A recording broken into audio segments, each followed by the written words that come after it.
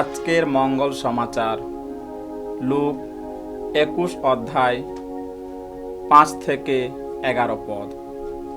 পরে এক সময় কয়েকজন শিষ্য যখন বলছিলেন যে কেমন সব সুন্দর পাথরে আর মানত দেওয়া নানা জিনিসে মন্দিরটি সাজানো রয়েছে, তখন যিশু বললেন, তোমরা এই যে সব জিনিস আজ মুগ্ধ হয়ে দেখছ,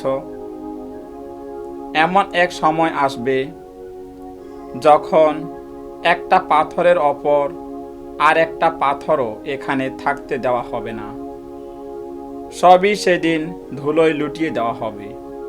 তারা যিশুকে জিজ্ঞেস করলেন, ওই সব ঘটনা কবে ঘটবে গুরু? কোন লক্ষণ দেখেই বা বুঝব সব কিছু ঘটতে চলেছে?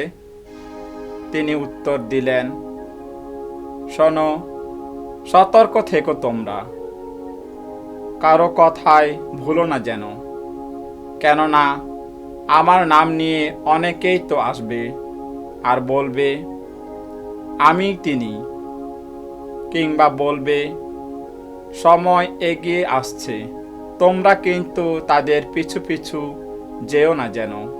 তেমনি তোমরা যখন নানা যুদ্ধ ও বিপ্লবের কথা শুনতে পাবে, তোমরা তখন ভয় পেও না যেন।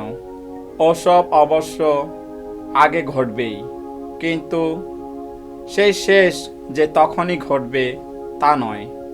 যিশু বলতে লাগলেন, এক জাতির বিরুদ্ধে অন্য জাতি, এক রাজ্যের বিরুদ্ধে অন্য রাজ্য যুদ্ধ শুরু করে দেবে।